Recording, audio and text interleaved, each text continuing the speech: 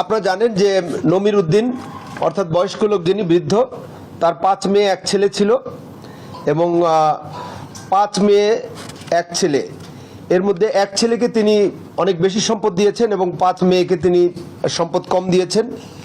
এ নিয়ে মেয়েদের যে ছেলেরা ছিল এবং মেয়ের জামাই যারা ছিল তাদের সাথে নমির উদ্দিনের একটা মন কষাকষি এবং একটা কি বলা যায় ক্ষোভ ছিল, মনোমালিন্য ছিল এবং বিশেষ করে এই ক্ষোভটা ছেলের প্রতি ছিল বেশি, যেহেতু 13 বিঘা জমি সে পেয়েছে আর সবাই মিলে বাকি কয়েক বিঘা জমি পেয়েছে।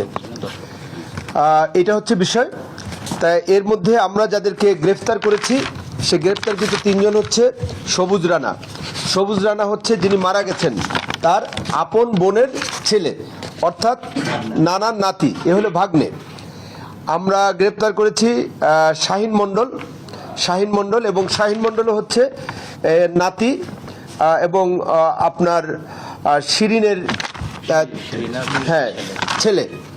আর আমরা একই সাথে শিরিনের হাজবেন্ড শহীদুলকেও আমরা গ্রেপ্তার করেছি। শহীদুল আমাদের কাছে স্বীকার করেছে।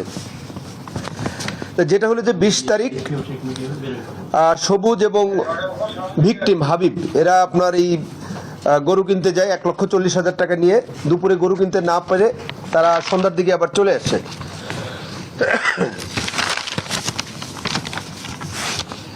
এরপরে আপনার ওই দিনই সন্ধ্যা আগে থেকেই তাদের মধ্যে আমি বলেছি যে চাপা একটা ক্ষোভ ছিল যে কিভাবে আপনার হাবিবকে পৃথিবী থেকে সরিয়ে দেওয়া যায়। হাবিবকে যদি হত্যা করা যায় বা হাবিবকে যদি সরিয়ে দেওয়া যায় তার বংশধরকে, তাহলে পরবর্তীতে তার যে সম্পত্তির মালিকানা স্বাভাবিকভাবেই বোনরা পাবে এবং সেক্ষেত্রে নাতিরাই লাভবান হবে। এই ধরনের একটা ক্ষোভ তাদের মধ্যে ছিল এবং তারা আনুমানিক 8:30 ঘটিকার সময় আপনার এই তার নানার বাসায় সবুজ যায় এবং হাবিব, সবুজ, নানা, তারপরে হচ্ছে হলো পপি যে মহিলাটা মারা গেছে এবং তার বাচ্চারা একত্রে তারা খেয়েছে এবং কাঁঠালের তরকারি দিয়ে তারা খেয়েছে। এ সময় সবুজ বাইরে চলে যায় এবং পূর্বেই তারা অর্থাৎ যে কিলারদের নাম আমি আগে বলেছি তারা একটা মাঠে বসে তারা একটা পরিকল্পনা করেছিল যে তারা এই ধরনের একটা মানে জমির দলিল তারা নানার কাছ থেকে নিয়ে আসবে এবং তারা হাবিবকে সরাই দেবে। তা এরপরে শাহিনের মধ্যে যে সে আগে থেকেই বাসার মধ্যে অবস্থান করতেছিল যে তাদের তথ্য অনুযায়ী এবং এরপরে সে আগেই বলেছে যে একটু পরে সবাই যখন ঘুমিয়ে পড়বে তোরা সবাই চলে আসবি। তো এই বলে শাহিন বাড়ির ভিতরে, আপনারা দেখেছেন গতকালকে যারা ঢুকেছেন, যে একটা পানির ট্যাঙ্কি ছিল, তার নিচে আবার একটা ঘর ছিল, এটার ভিতরে সে লুকায় ছিল। তো এরপরে আপনার রাত্রে আনুমানিক 11:30 থেকে 12টার দিকে শাহিন একবার দরজা খুলেছে আর বন্ধ করে দিয়েছে। যদিও এটা কন্ট্রাডিক্টরি, আরেকজন বলতেছে যে সবুজ মই দিয়ে বাসার ভিতরে ঢুকেছে এবং তারা দরজা খুলে দেয়।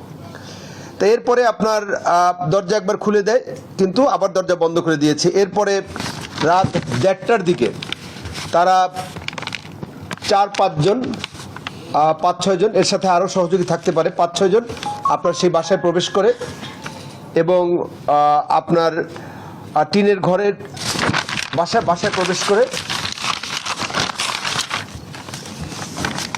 এবং রাত 1টার দিকে তারা দরজা খুলে যখন বাসায় প্রবেশ করে তখন আমরা যে তদন্তে যেটা পেয়েছি যে সবুজ, শহীদুল এবং স্বপন হচ্ছে আবার যিনি বৃদ্ধ তার আপন ভাইয়ের ছেলে, অর্থাৎ যে ভিকটিম না সবুজ আছে, শাহিন আছে এবং ওই যে এখানে শাহিন এবং স্বপনও আছে, 4 জন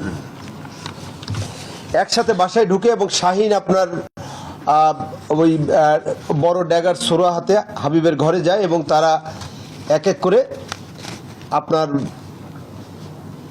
প্রত্যেককে আপনার ধারালো অস্ত্র দিয়ে আঘাত করে তাদেরকে মৃত্যু ঘটায় এবং তারা ওই যে তার নানার বাড়ি ঢুকেই তারা তার নানার বাসার ওইটা সিটকানি দিয়ে লাগাই দেয় যাতে তার নানা বের হইতে না পারে বা শব্দ না পায়। প্রথমত তারা হিট করে হলো হাবিবের রুমে, হাবিবের ঘরে, এবং সেখানে আপনার তারা প্রথমে হাবিবকে